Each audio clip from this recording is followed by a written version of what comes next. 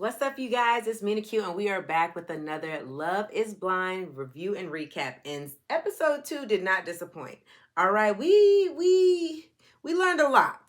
We learned a lot. Some things I think we knew, some things we didn't know, but we're gonna get into it. But first, make sure you like, comment, and subscribe. I have a lot of things on my page that are not just Love is Blind, but things to keep you entertained, things that are funny. Get into it. Be a part of my community, okay? You don't have to be scared over there. You can be with me. We can do this together. All right, but let's get into this episode and see what they were up to. Let's get into Monica and Steven. Monica and Steven's relationship is very interesting to me because I feel like during their date and their conversation, he was throwing up a lot of what I would consider to be red flags. And she was not receiving them as such. She felt like, oh, you know, come as you are. Like this was the doors of the church are open. And he was walking right through. I mean, at one point, he brought up that he had had some infidelities in his last relationship or a potential infidelity. What he called it was flirting with intention. That's what he called it. He said he's an electrician, but he sounds like a lawyer.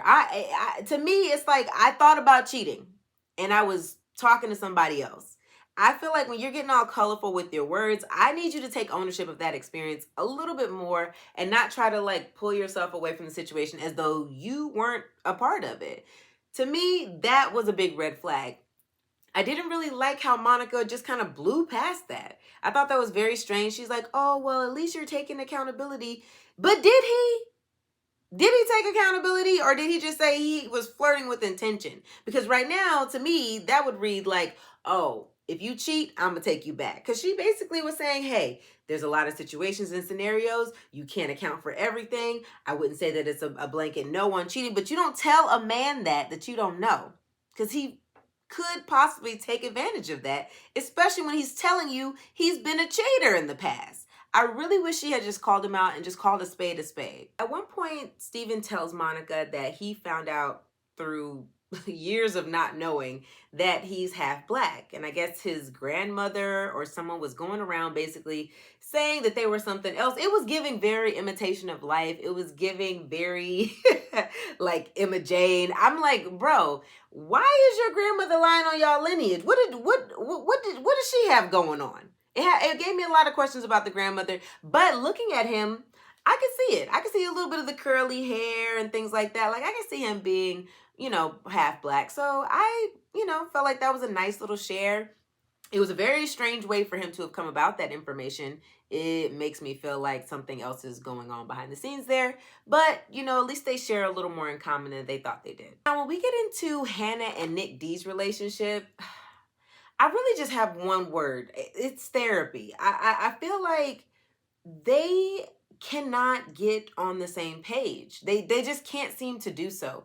And every interaction that they have, it's clear that there's so many different insecurities going on there that they might not be able to get past them together. Like they might want to try to get past them separately. Hannah went off and decided to talk to the girls about her feelings about Nick D. And these girls don't care nothing about Hannah. They don't know her. So they're just like, yeah, dump him, girl, dump him, girl. And she did let the girls get in her head. But I don't think it's without reason. I think some of the things that Nick D says and does, I'd probably be a little reticent myself. Like, I don't know about you. But I don't think that she should be letting these girls dictate who she cuts off and who she doesn't. I feel like that's something she really has to do for herself because ultimately she'll probably end up being a little regretful if that's not a decision she just wanted to make on her own. Taylor and Garrett are back in their little nest. They're talking about their relationships. They're talking about their future. And, Taylor brings up that she wants to wait 5 to 7 years to have kids. And G is like, 5 to 7? You got to do a bid. He would have to do a bid to get them kids going. And she gives him this very cute little avocado plant. Like, this is a representation of our relationship and its ability to grow in 5 to 7 years. And he's like, let's put a pin in that, circle back, see if we can figure out something else because I don't know about no 5 to 7 years. I don't remember how old they are. But 5 to 7 years, it does sound like a long time if you are excited to have kids right now. But that's also something that they would need to figure out because maybe they're not on the same path in terms of starting a family. And that would probably show up later down the line. Marissa and Bodan end up having their little date, and it's very cute. They're kind of very playful, very flirtatious. It's very light with them. It's always very light, but they're sharing stories like their most infamous party story. And Bodan tells some story about how he almost died, and it was, to me, it was like, this is the story you tell at parties? This guy is not fun. He's faking like he's fun. He's not fun. It was more of like a revelation of life kind of a story, which was cool. But I think the way it was set up, like, oh, let's tell our best party story. And Marissa was just like, I don't know how to follow that. So let me come back to you because I don't have any near death with camel stories. And based on them both being in the military, I feel like it does probably seem like a little easier to connect. But it just the insanity to try to go up to a camel in the desert and not think that this wild animal is going to potentially hurt you and maybe not do that is a super red flag for me as a person.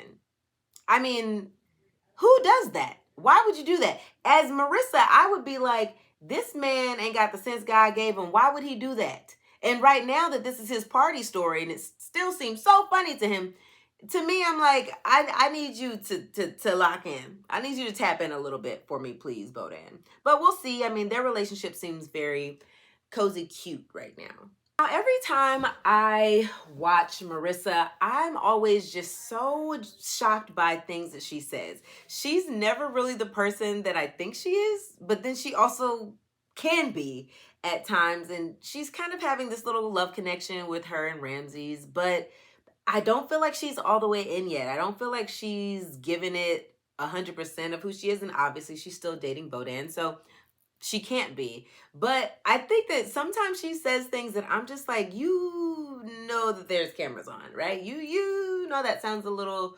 wonky. Ramses decides to let her know, hey, I'm not a traditional guy. Like, I don't really subscribe to specific gender norms. Like, I'm with everything. And Marissa's like, you know, I get that. I receive that. That's great. I'm also not a very specific person in one way or another. She's like, I've dated all kinds of people. I dated a Trump supporter for 3 years. Hold on. Wait, what? What? Let me see if I read that right. She dated a conservative Trump supporter for 3 years? Sis. How? What? From that moment on, I questioned everything that Marissa said. I want the best for her, but you just out here dating like this is a buffet. Like, you just try anything. Like, I think I'm allergic to fish, but I'm definitely going to have some of that fish. Girl, put the fish down. Put it down, Marissa. Put it down. We'll see. I don't know.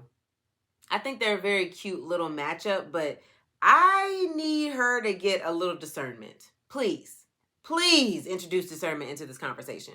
And that's our wrap up today for episode 2 of Love is Blind season 7. So I hope you enjoyed my recap and review.